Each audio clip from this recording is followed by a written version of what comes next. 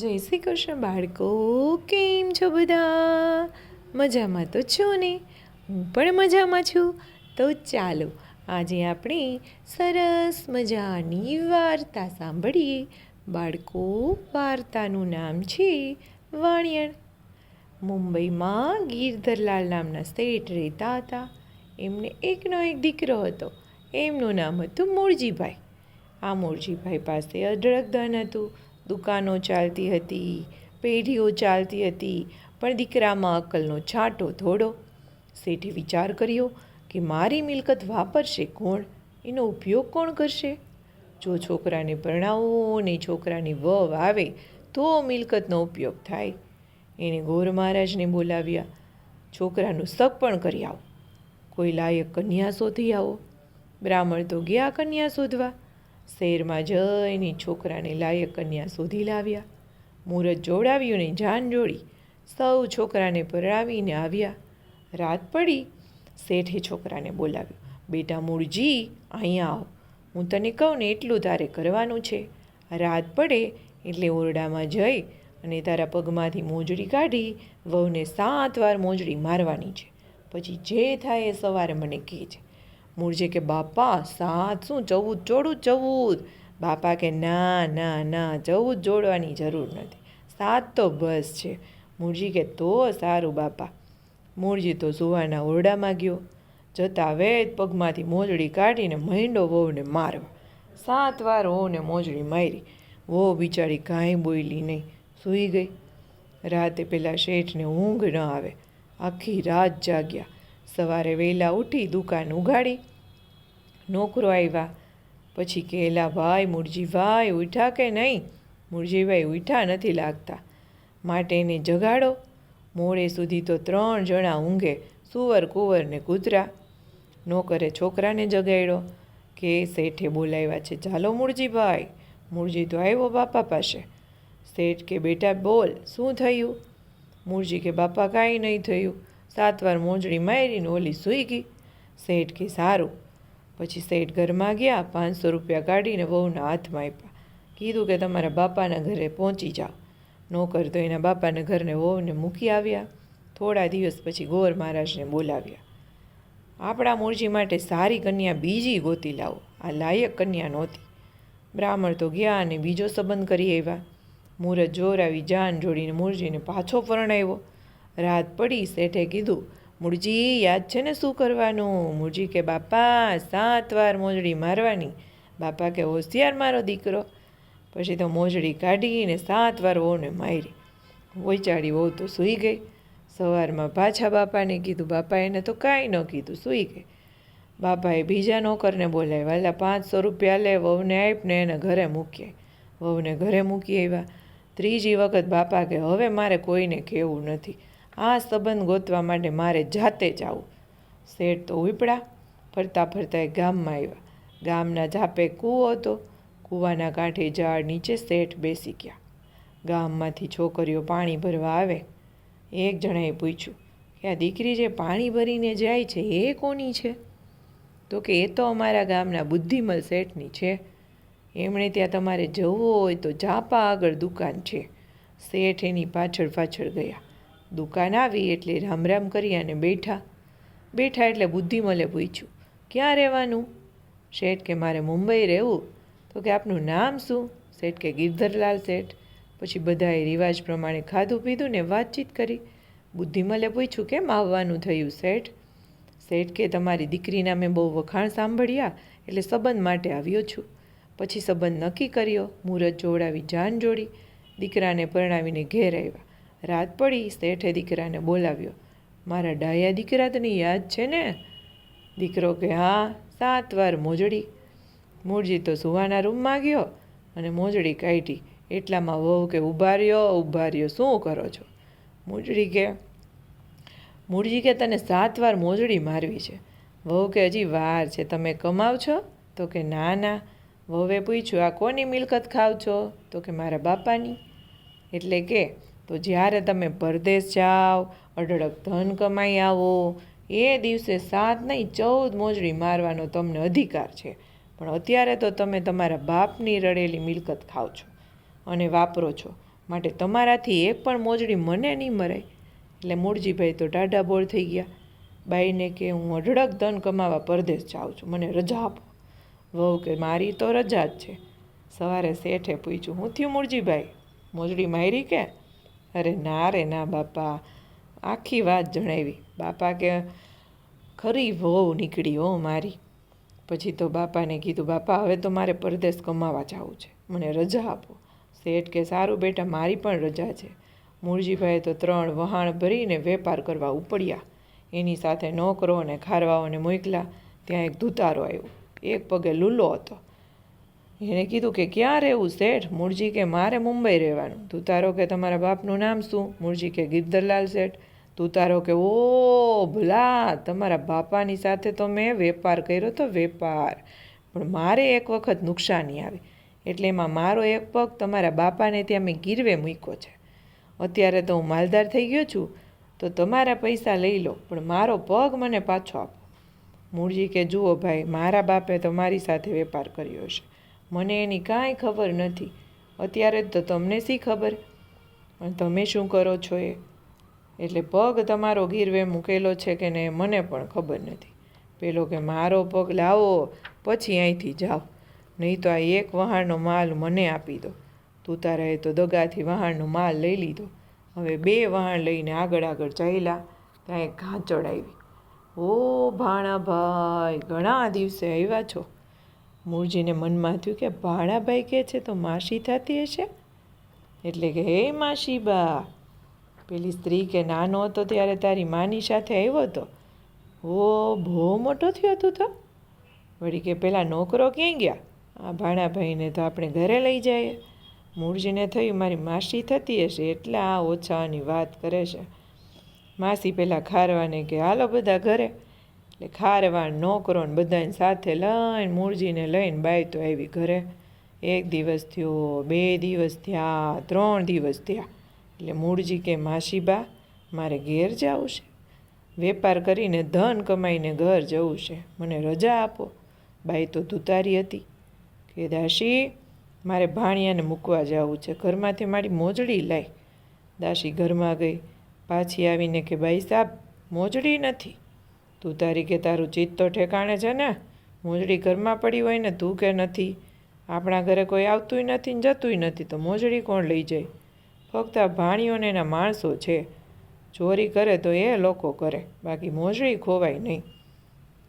પછી મૂળજીને કે ભાણા, તારા માણસોએ મારી મોજડી ચોરી. મૂળજી કે માસી, કોઈએ ચોરી નથી. બાઈ કે તપાસ કરો, જો તમારા માણસે ચોરી હોય તો તમારી માલ મિલકત મને આપી દો, અને જો મારા ઘરમાંથી મોજડી નીકળે તો મારી માલ મિલકત તમારી. જાઓ તપાસ કરો. શરત કાગળમાં લખાવી દીધી. ઘરમાં તપાસ કરી તો મોજડી તો મળી નહીં. પછી વહાણમાં તપાસ કરવા ગયા, પણ આ ધુતારીએ વહાણના ભંડકિયામાં દાસીને મોકલીને મોજડી મુકાવી હતી. એટલે 2 વહાણ ધુતારીએ લઈ લીધા. કાગળ કરી લીધેલા એટલે મૂળજીએ મિલકત પાછી આપી. ખારવાને નોકરો તો ગયા ગામ. મૂળજી તો શેર માર્યો. શેરમાં કોઈએ નોકરોએ રાખ્યો નહીં. એક મોચીએ નોકરી તરીકે રાખ્યો. મૂળજી તો મોચી ભેગો કામ કરવા લાગ્યો ને ચામડું ધોવે, સાફ કરે, એમ કરતાં કરતાં જોડા સીવતા શીખી ગયો. મૂળજી ગયા ને 3 મહિના થયા એટલે શેઠને ચિંતા થઈ. 3 મહિના થઈ ગયા પણ મૂળજીનો કાગળ પત્ર આવ્યો નહીં. શું થયું હશે? ક્યારેય ઘર બહાર નીકળ્યો નથી.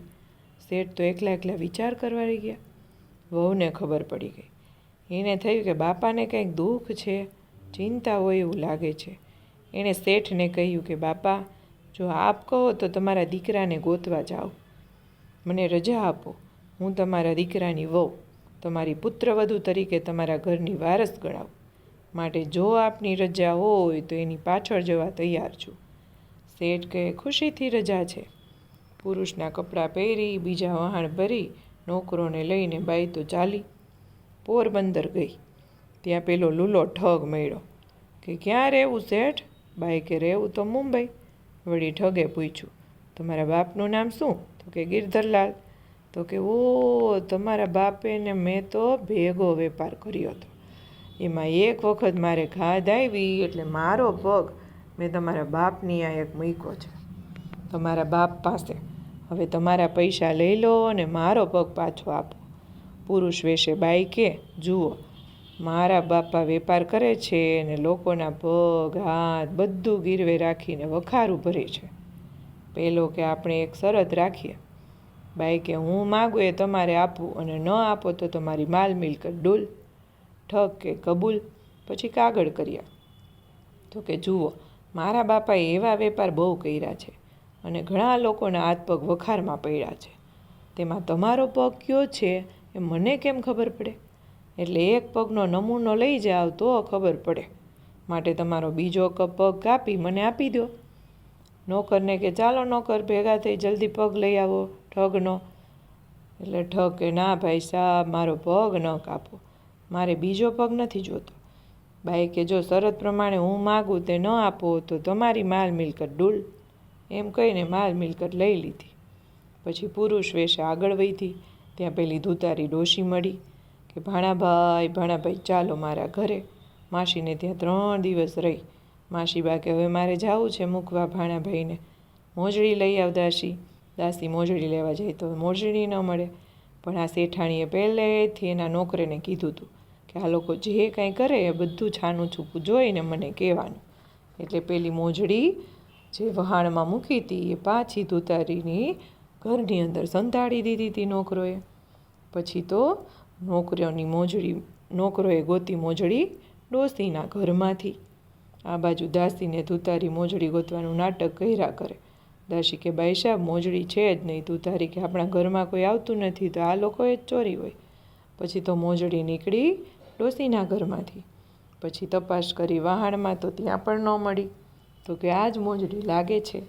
પછી કીધું કે, મોજડી તો આ જ છે, હવે તમારી માલ મિલકત લાવો. એની માલ મિલકત લઈને ઓલી બાઈ તો થઈ ચાલી. ચાલતા ચાલતા બજારમાં આવ્યો મોચીની દુકાને ઊભો રહી ગયો. મોચી કે, આવો શેઠ, શું ખરીદવું છે? તો કે, મારે મોજડી ખરીદવી છે. મોચી પહેલાંને કે, મોજડી બતાવો. મુરજીભાઈ તો મોજડી બતાવે. શેઠ કે, આવી નહીં, હું તો કાયમ તમારી મોજડી પહેરું છું. મુંબઈ 12 મહિને આવું છું, તમારી મોજડી 12 મહિના પહેરું છું. તમારી સીવેલી તો બહુ પહેરી, પણ આ ભાઈ કોણ છે? આ તો કદી તમારી દુકાને ન હોય, નવો રાખ્યો છે? મોચી કે, હા, 3 મહિનાથી રાખ્યો છે. તો કે, એના હાથની સીવેલી મોજડી પહેરવી છે. મોચી કે, પણ એણે તો એક જ મોજડી સીવી છે. તો કે, એ લાવો. મોચીએ લાવીને બતાવી. તો કે, બોલો, આની કિંમત શું? મોચી કે, તમારે જે આપવું એ આપો. પછી મોચી મુરજીભાઈને કે, લે આ 100 રૂપિયા, બજારમાંથી એક રૂમાલ લઈ રૂમાલમાં મોજડી બાંધીને આપી દે. બાઈએ મોચીને પૂછ્યું, ભાઈ મોચી, આ તમારો માણસ છે ક્યાંનો? મૂળજીએ જવાબ આપ્યો, મારે મુંબઈ રહેવાનું. પુરુષના વેશમાં સ્ત્રી કે, કોનો છોકરો? મૂળજી કે, ગિરધરલાલ શેઠનો. બાઈ કરે, ભલા માણસ, શું કાંઈ રીસાને આવ્યો છો? પછી મોચીને કે, આને મારી સાથે મોકલો, હું એના બાપને ત્યાં પહોંચતો કરીશ. એનો બાપ તો બહુ મોટો શેઠ છે.